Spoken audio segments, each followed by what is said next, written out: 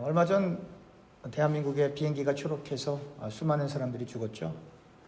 여러분 오늘 구글 가셔서 미국에서 교통사고로 한 달에 죽는 사람이 얼마인가 한번 쳐보세요.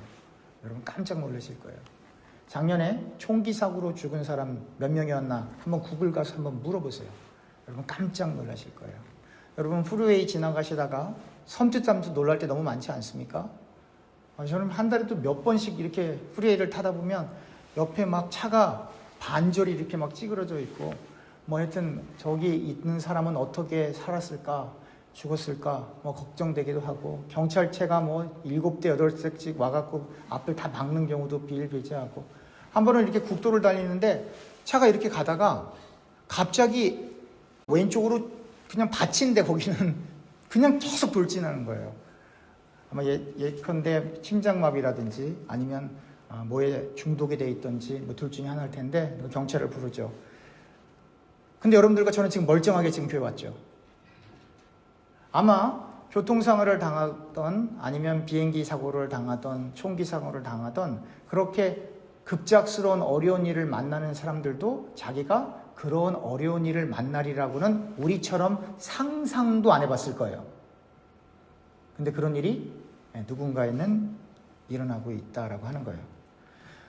그러면 여러분들과 제가 왜 이렇게 건강한 모습으로 맑은 정신으로 더군다나 하나님을 예배하기 위해서 어떻게 왜 이 자리에 앉아 있을 수 있을까를 한번 고민해 봐야 되는 거죠. 여러분 아침에 일어나서 양치하고 세수하고 화장실 가는 거 그거 하나님의 은혜인 거 다 알고 계시죠? 여러분들과 살아생전 여러분들과 제가 우리 발로 걸어서 화장실 갔다 올 수 있다는 것만 해도 얼마나 큰 은혜인지는 제가 더 이상 설명하지 않아도 잘 알 거예요. 그런데 그러면 왜 우리가 이렇게 현재까지는 건강한 인생을 살고 있는가? 왜 우리가 많은 분들이 이제 은퇴하셨기 때문에 과거에 그렇게 열심히 일을 했고 또 현재 일하시는 분들은 왜 지금 현재 그렇게 열심히 일을 하고 있는가? 세상적인 관점에서 볼 때는 내가 잘 먹고 잘 살려고요. 왜 교회 오는가? 내가 복 받으려고요. 이렇게 세상적으로 말할 수 있어요.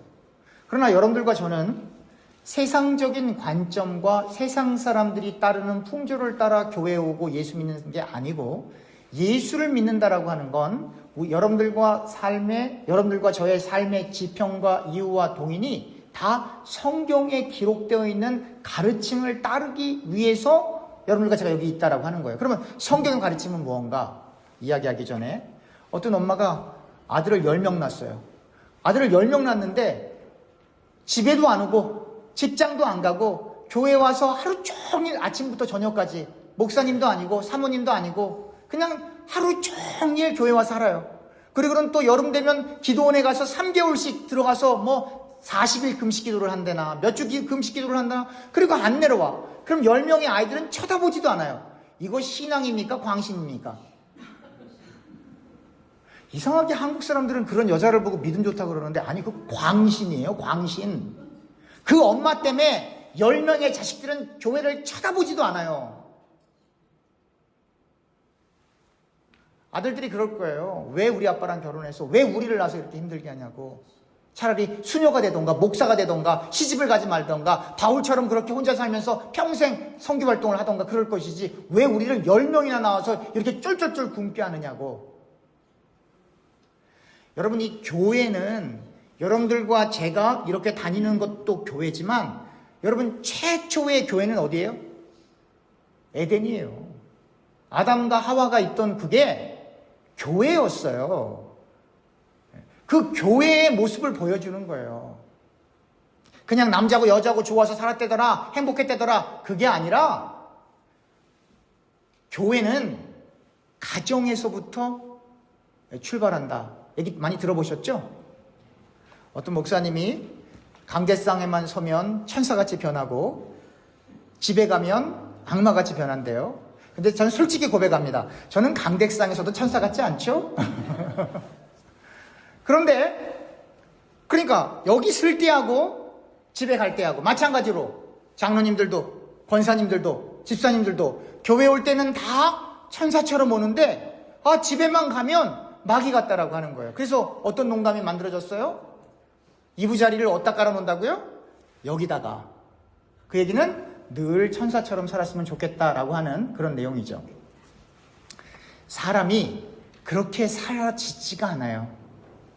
아침에 해가 뜨고 밤에 달이 뜨는 것처럼 사람의 선한 모습과 착한 모습이 있으면 반드시 그 반대되는 모습도 사람은 다 갖고 있어요. 여러분들과 제가 교회를 섬긴다라고 하는 건 우리의 가족을 다 뒤로 하고 종교인들이 말하는 것처럼, 종교 철학자들이 말하는 것처럼, 교회는 성이고 세상은 속이야, 거룩한 것과 이 세상적인 것을 구분하는 게 아니고, 여러분들과 제가 하나님의 성전이고 여러분들과 제가 하나님의 지성소이기 때문에 우리 안에 누가 계세요? 하나님의 영, 그리스도의 영, 성령이 계신 거거든요. 그러니까 여러분들과 제가 가는 모든 곳이 다 거룩한 곳이에요. 그러니까 교회는 여기만 교회가 아니라 여러분의 가정도 교회예요. 오늘 이렇게 찬양 부르는 거 너무너무 좋은데요. 찬양은 목소리로만 찬양하는 게 아니라 여러분들의 일터에서, 여러분의 가정에서, 여러분의 커뮤니티에서 여러분들이 그리스도 안에서 그리스도의 형상을 닮아가면서 그리스도의 인격을 따르기 위하여 부단히 노력하는 그 자체도 예배예요. 그래서 종교개혁자들, 루터나 켈빈들이 뭐라 그랬냐면, 교회 와서만 예배 드리는 게 아니라 바로 여러분들의 직장, 여러분들의 사장님이 여러분들의 그 스토어의 주인이 아니라 하나님임을 깨달을 때 천직이라는 거예요. 그 직업과 상관없이. 다시 말하면 여러분들이 가정에서 열심히 엄마로서, 아빠로서, 직장에서 어떤 인플로이어로 일을 할 때 거기서 성실하게 일하는 것이 뭐 하는 거다? 성경적으로 예배 드리는 거예요. 여러분들과 제가 그걸 인식해야 되는 거예요. 또 하나, 우리 안에 성령이 계시다면서요. 야고보서의 말처럼 우리가 한 입으로 하나님을 찬양하고 한 입으로 욕하고 저주하면 돼요, 안 돼요? 이론적으로는 안 되는데 만약에 여러분들이 나오는 욕을 꾹꾹꾹 참으면 여러분 나중에 이 노이로제 걸려요. 심각한 이 근심걱정, 우울증 같은 거 봐요. 그러니까 사람이기 때문에 이게 뱉어내야 될 때도 있어요. 그게 그렇게 사람이 만들어져 있어요. 그러나 우리가 꼭 기억해야 돼요. 우리 안에 누가 계시다? 그리스도의 영, 하나님이 계시다. 하나님이 우리를 보고 계시는 걸 하나님을 경외하기 위해서 그런 표현을 하는데, 하나님이 보고 계신다라는 표현도 있지만 하나님이 여기 계신대요.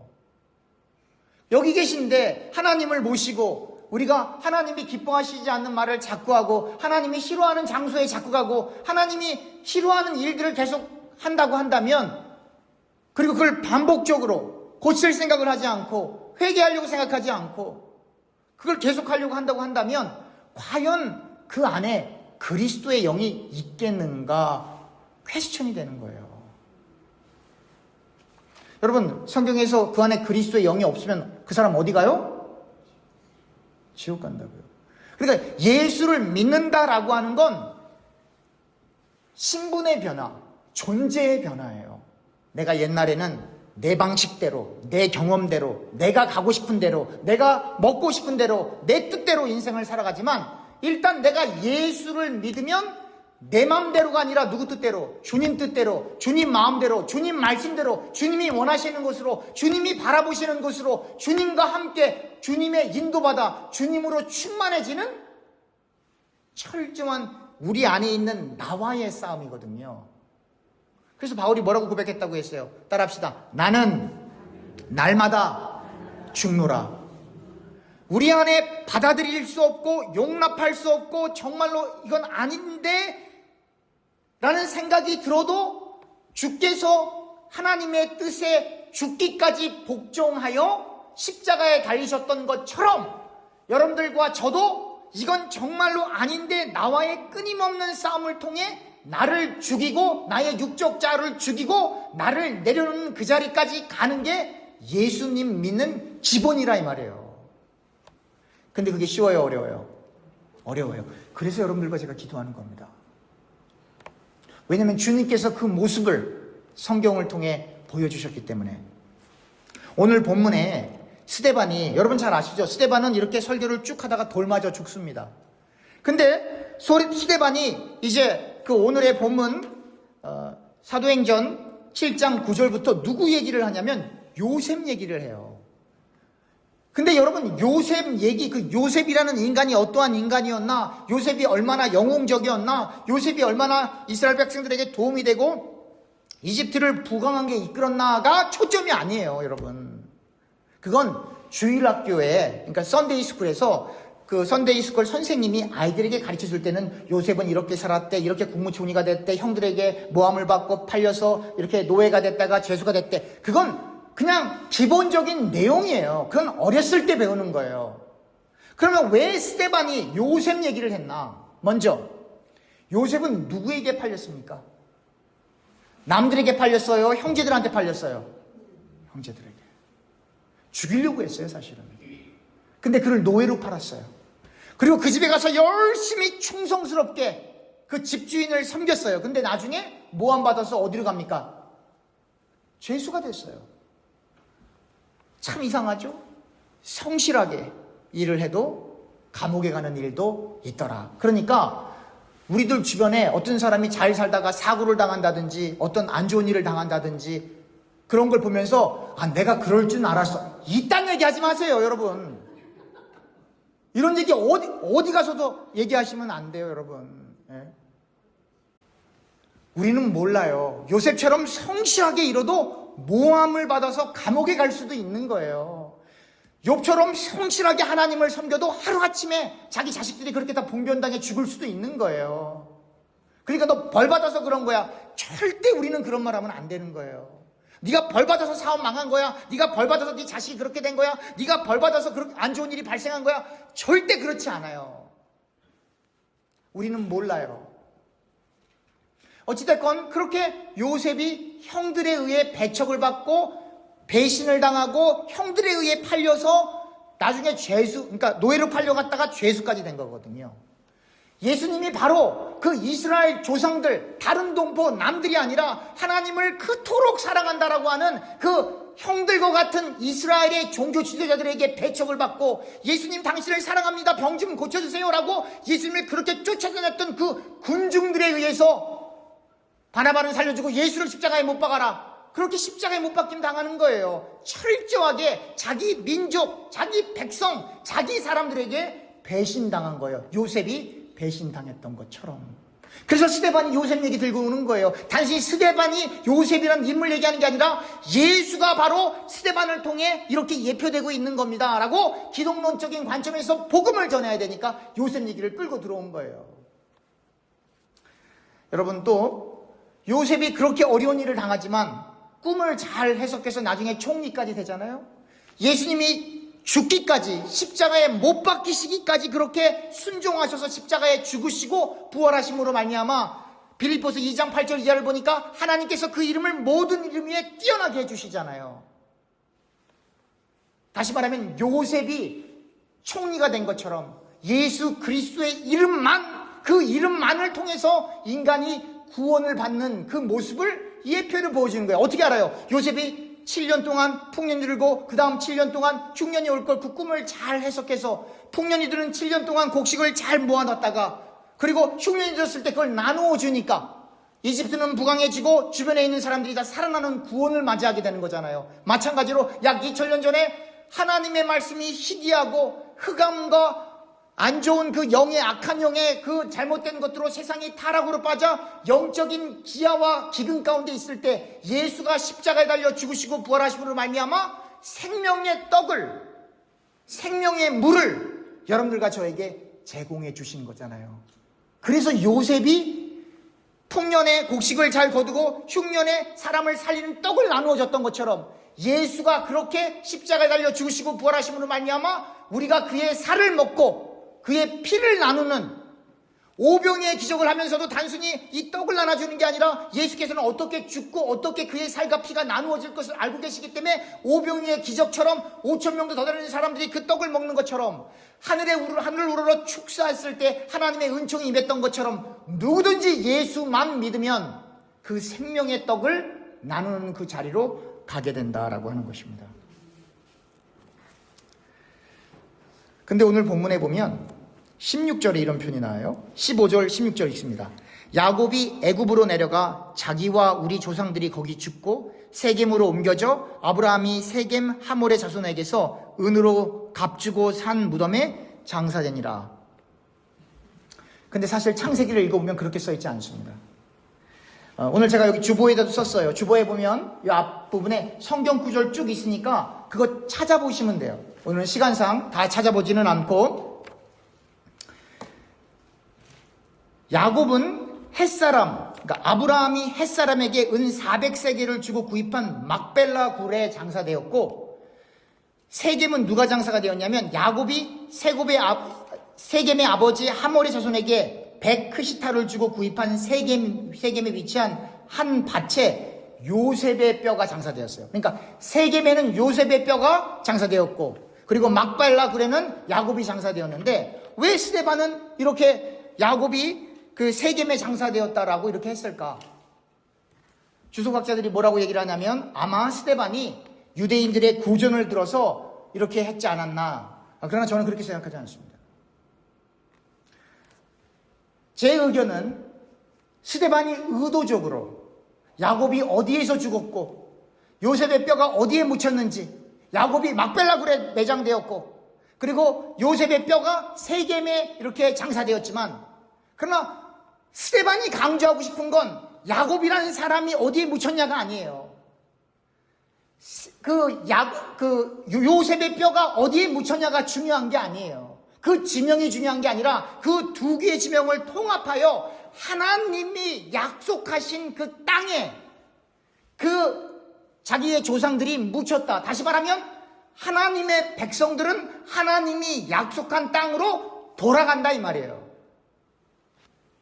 그게 키포인트인 거예요. 그런데 그 하나님이 약속한 땅은, 여러분 만약에 그 약속한 땅이 지금 있는 저 이스라엘 쪽이라면, 제가 그랬죠. 우리가 매 6월절마다 거기 가야 되고 예배도 거기서 드려야 되고, 여러분 주일날 예배 드리는 게 아니라 토요일날 예배 드려야 되고, 양도 가져오셔야 되고, 소도 잡아 가지고 오셔야 되고, 제 앞에서 그다 목 쳐야 된다 이 말이에요. 근데 그렇게 더 이상하지 않아요. 예수께서 십자가에서 모든 율법의 요구를 완성하셨기 때문에. 다시 말하면 하나님의 땅으로 돌아간다라고 하는 건 이 땅을 얘기하는 게 아니에요. 구약도 그렇고 신약도 그렇고, 특별히 구약은 하나님의 나라와 예수가 없으면 해석되어지는 책이 아니에요. 많은 축복, 많은 복을 다 약속했지만 복받은 아브라함도 죽었어요. 야곱도 죽었어요. 이삭도 죽었어요. 하나님의 선지자 엘리야도 죽었어요. 예레미야도 죽었어요. 이사야도 죽었어요. 예수를 따라다니는 그의 제자들 베드로도 죽었어요. 그리고 그렇게 선교를 많이 했던 바울도 다 죽었어요. 1세기 기독교인들은 복음 전하다가 대부분 다 죽었고, 그리고 숨어서 지하실에 가서 예배드리다가 그렇게 억울한 일도 많이 당했어요. 그럼 도대체 무슨 복을 얘기하는 거예요? 다시 말하면 구약에 약속되어 있는 그 하나님의 땅, 거룩한 땅은, 그 예루살렘은 지금 팔레스타인 지역에 있는 그 땅을 얘기하는 것이 아니라, 요한계시록에 분명히 기록되어 있는 것처럼 새하늘과 새 땅, 하늘에서 거룩한 한 예루살렘 성이 내려오는 거예요. 하나님이 약속한 그 땅은 이 땅이 아니에요. 어디입니까? 하나님 나라예요. 그 영원한 땅, 영원한 안식의 자리가 여러분들과 저를 위해 예비되어 있다 이 말이에요. 여러분 천국이 있는 걸 믿으십니까? 그것만 믿어도 근심 걱정이 사라져요. 그 얘기는 현실 속에서 정말 근심이 없고 걱정이 없다, 그런 얘기가 아니에요. 인간의 육신을 갖고 있고 인간들을 대하고 인간 시스템에 있고, 내가 원하던 원치 않던 세상이라는 곳에 들어가면 경쟁 구도예요. 원하던 원치 않던 직장을 얻으려고 해도 내가 직장을 어플라이 할 때 나만 어플라이 하는 게 아니에요. 사람 2명 뽑는데 300명 온다 이 말이에요. 내가 원하던 원치 않던 경쟁 구도로 들어가는 거예요. 거기서 살아남으려면 내가 열심히 일을 해야 되는 거예요. 다른 사람을 의식하던 안 하던, 경쟁을 하기 원하던 하던 상관없이 그 직장에 있는 그 순간 나는 반사적으로 자동적으로 경쟁 구도 속에 있는 거예요. 그게 싫으면 다 어디로 가야 돼요? 산으로 들어가야 돼요. 근데 예수께서 뭐라고 그랬어요? 제자들에게 마을로 들어가라고. 산속으로 들어가는 게 아니라, 세상을 등지고 바깥으로 가는 게 아니라 세상으로 들어가라고. 근데 예수께서 이렇게 말씀하셨죠? 따라합시다. 뱀처럼 지혜롭고 비둘기처럼 거룩하게. 쉽게 얘기하면 세상에 들어가긴 들어가되 섞이지 말어.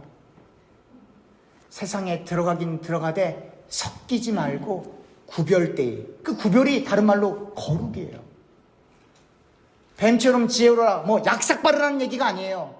다른 사람은 인본주의적이고 약삭 바르고 주인이 있으면 열심히 일하고 주인이 없으면 놀고 사장이 있으면 열심히 일하고 사장이 없으면 놀고 그렇게 하지 말고 너의 주인은 하나님이기 때문에 사람이 보던 안 보던 뇌물 받지 말고 최선을 다해 너의 일을 다 하고 나와. 그게 예배야. 그래서 제가 늘 강조하지 않습니까? 예수를 제대로 믿으면 잘 살 수밖에 없어요. 복을 빌어서가 아니라 하나님이 놀라운 은총을 주어서라가 아니라 정상적인 기독교인은 정상적으로 살 수밖에 없기 때문에 그냥 성실하게 살아가는 거예요. 누가 보든 안 보든 상관없이.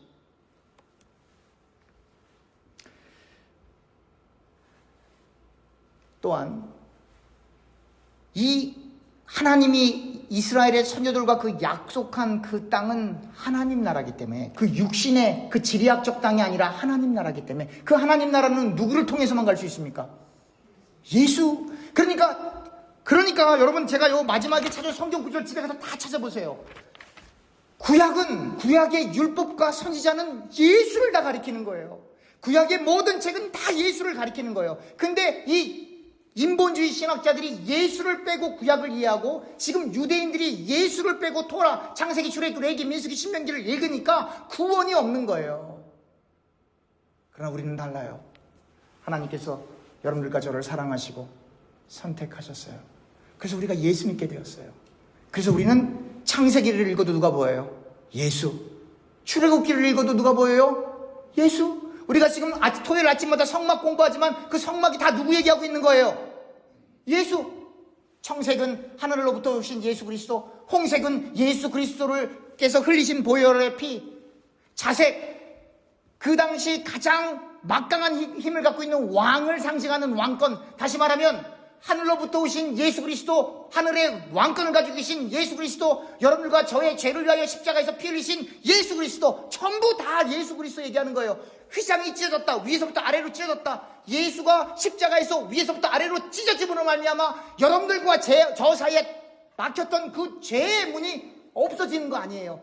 휘장이 찢어져 성소에서 지성소로 들어갈 수 있는 것처럼 예수가 십자가에서 찢어짐으로 말미암아 여러분들과 제가 담대히 예수의 이름으로 지성소 안으로 하나님께 담대히 누구의 도움도 빌리지 않고 나아갈 수 있는 거 아닙니까?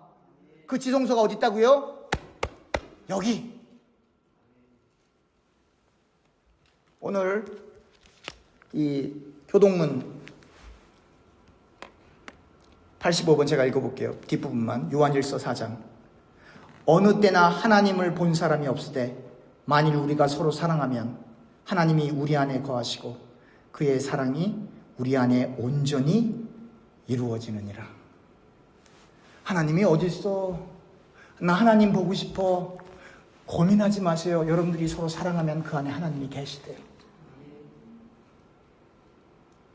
그래서 우리 교회를 그냥 사랑의 교회로 이름을 바꿔버릴까요, 그냥?